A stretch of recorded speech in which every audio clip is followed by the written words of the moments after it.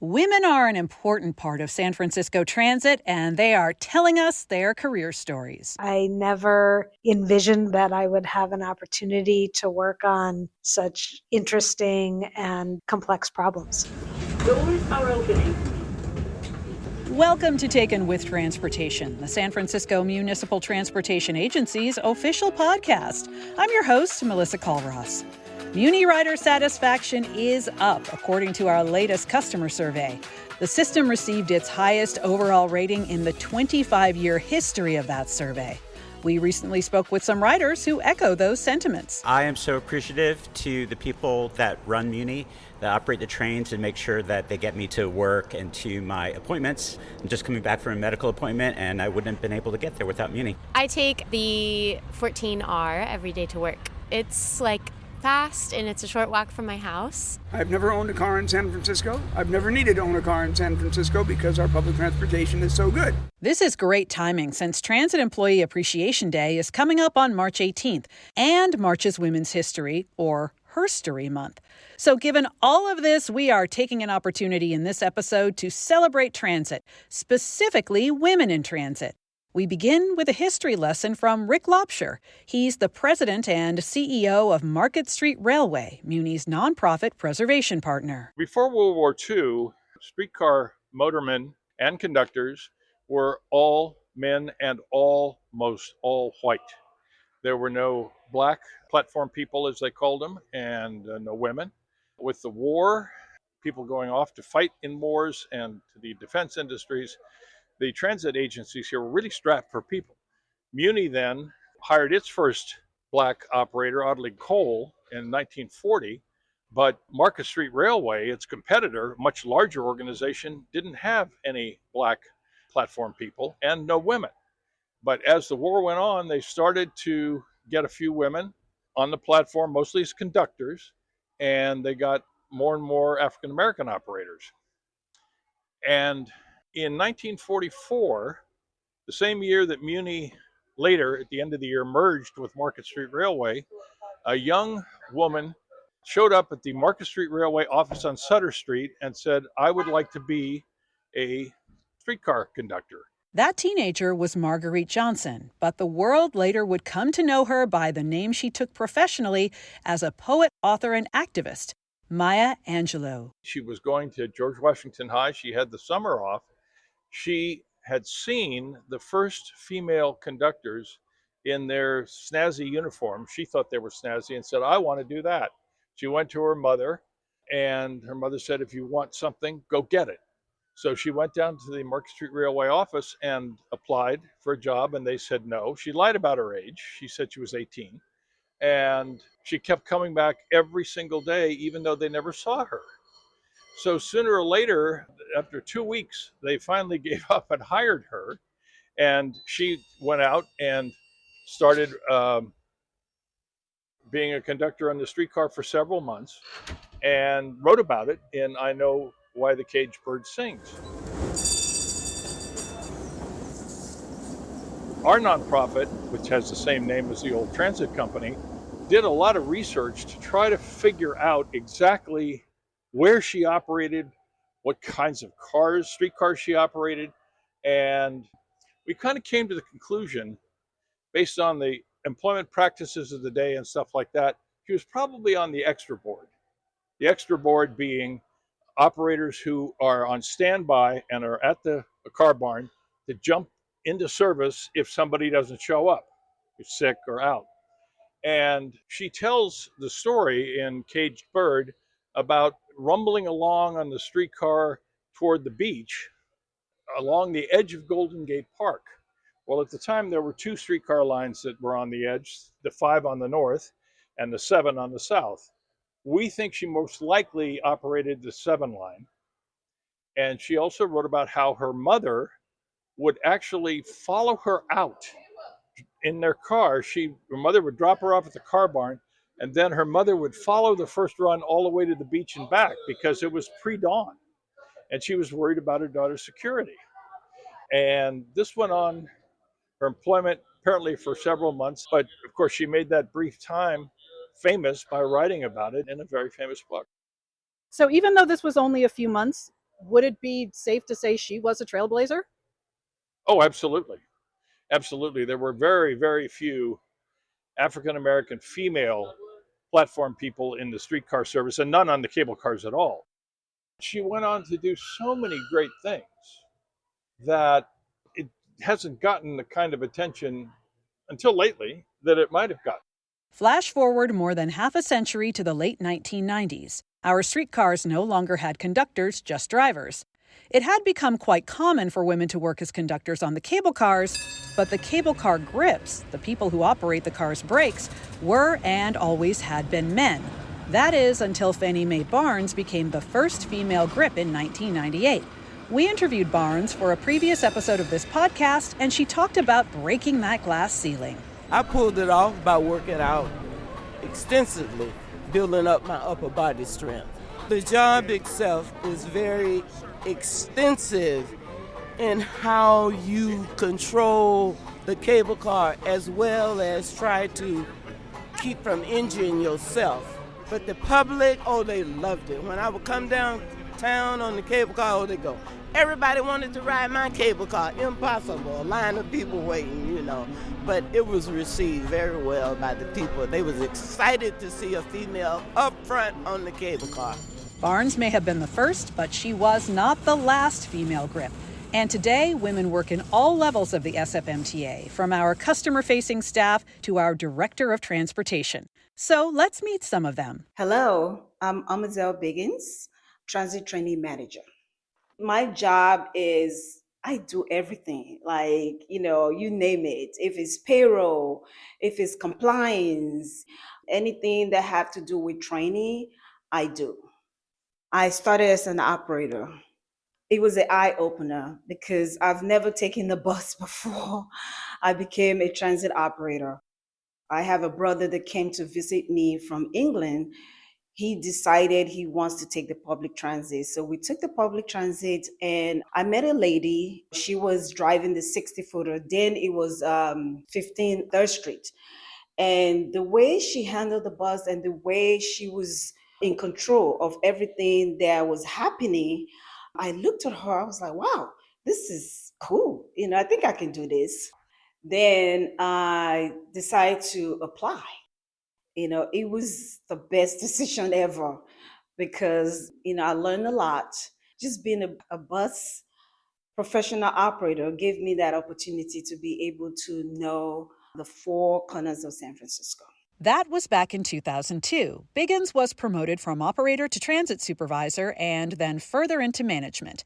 In her current position, which she has held for the last decade, she mentors, trains, and supports operators so they have everything they need to do their jobs well and drive safely. Every time I see one of the people that I've trained, oh my gosh, I feel so fulfilled because, the goal is for us to be able to instill in other people. And when I see that and people come to me, it's great. We ask Biggins which of her roles, if any, has been her favorite. She does not hesitate to answer. Being an operator is the best ever because I was, always outside and I had the opportunity to meet with different people from San Francisco, people from other countries. So I was able to, really meet a lot of people. Being a supervisor was also great because I became a person that the new coming in look up to because I had to train them. I had to give them something to believe in and believe in the opportunity that SFMTA has to offer. Hi, my name is Shanita Anderson, and my position is transit operator. I've been with the agency now going on 27 years. I started at the age of 25, and I just wanted a better career, and I just like what I do. I like what I do. I'm a people's person. I like interacting with people. So this fits me perfect with the customer service. I operate the 31 line. It's from the beach to downtown. The most part I like about it is being able to connect with those down in the Tenderloin that are less fortunate. Also, there's a lot of seniors in the Tenderloin, And I'm just always helping them on and off the coach with their carts and everything. And they're so friendly. A smile brightens their day. And I'm really comfortable doing that line. When Anderson isn't helping people get around the city, she's devoted to another project. I am a breast cancer survivor. So on my free time, I run my nonprofit. I help other women that are in the fight. I also provide the prosthetic bras for women that cannot afford reconstruction. I provide them wigs, the ladies that are going through chemotherapy. And I feel good that I can get them to their chemos, their radiation appointments. I'm on my first book about my journey on breast cancer. So I'm excited about that. 31 Balboa to downtown. My name is Jasmin Charles. I've been with the MTA for about 16 years. A Woods Division operator was my first step into the door, where you learn how to drive all the different community lines. And I used to do the old 71, which is now our 7, the 9, and probably my favorite was the N Express. Charles moved on from the driver's seat, worked her way up, and now is a transit senior operations manager. She oversees the work of Muni supervisors, including train controllers and the staff of our transit management center. We ask her why she decided to pursue a career in transit by becoming an operator all those years ago. At the time, I was a stay-at-home mom, so I was like, I'm tired of staying at home. So I just applied, and then one day they called and said, hey, do you want to start? And then you go through the interview process at the training department at the time. And then it was just like one day at a time until I ended up where I am today. Did you always aspire to go into management, or is it something that as the opportunities came up, you just kept saying yes? I didn't aspire to go into management. I like to live my day like one day at a time.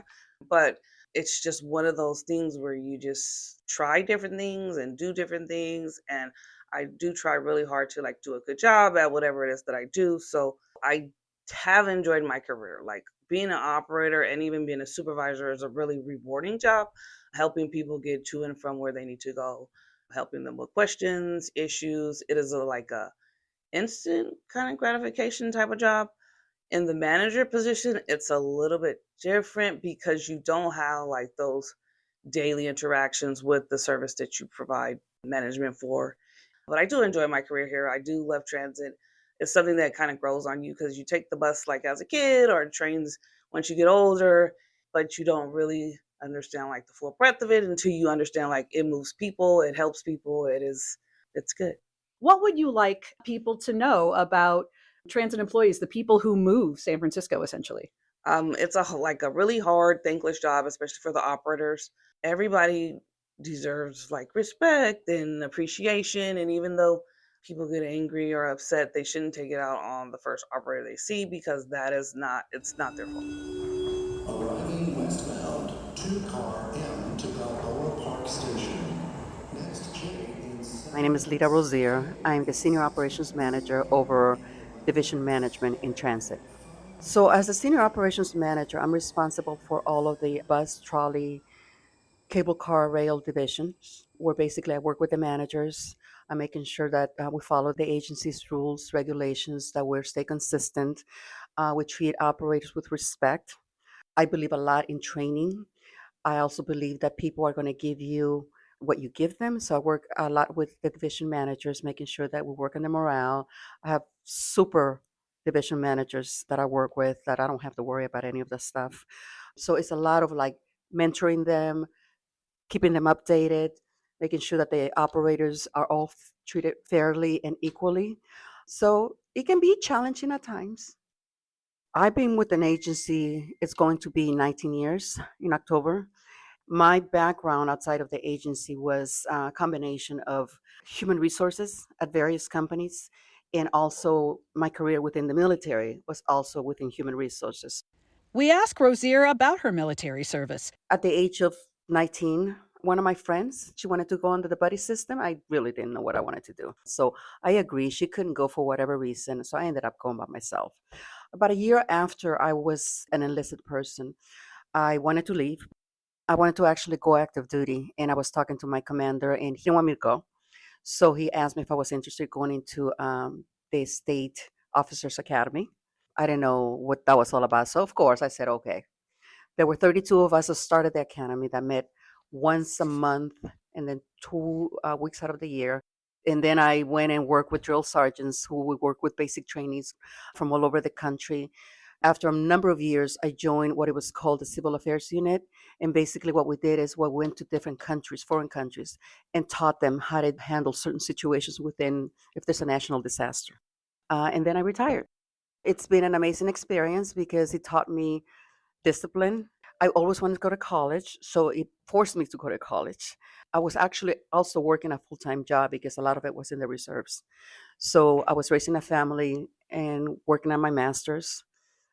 And I was able to do all that. And again, it was because of the discipline that the military provided me. On top of that discipline, Rozier says she is who she is today thanks to women she admired while growing up. I was raised by a strong grandmother. Okay. I had a good role model from my sister. She, was in politics in the city. So I come from a strong group of strong women that had goals. But as a woman, it hasn't been easy. But I have not let that get in my way because I learned early enough that as long as I know what I know, and I don't have a problem of saying I don't know, that has helped me.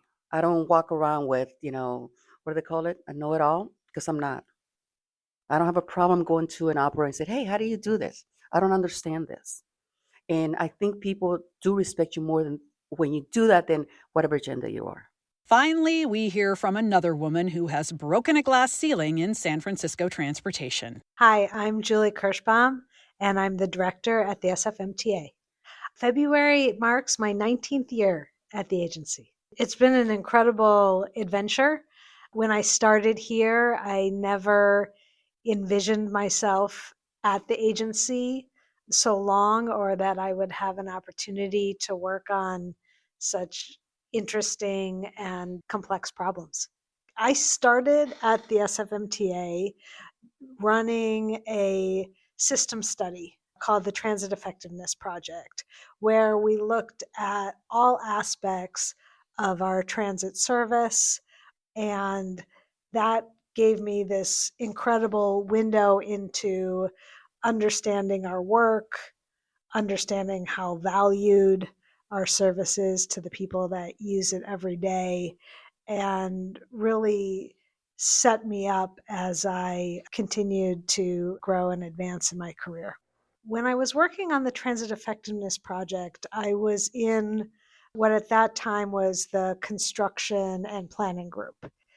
And when we shifted to implementation, the agency director at the time said that he was going to move me to the transit division.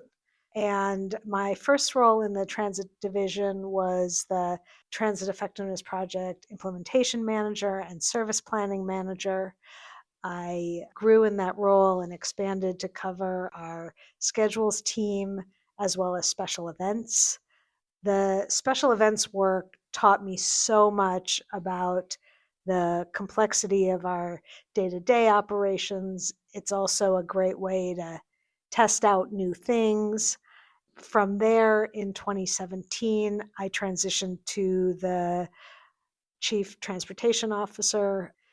And then around Halloween of 2018, I became the Transit Director and had the privilege of serving in that role for about 6 years until I started my current work. Other women have served as acting transportation directors for the city, but Kirschbaum is the first woman to hold the position in a permanent capacity. We ask her what she likes most about the job. Some of my favorite things are getting to interact with our incredible staff and identifying kind of the right role for the right people, encouraging people to step outside of their comfort zone and try new things, and really seeing how the entire agency really functions, I think, on many levels as a family.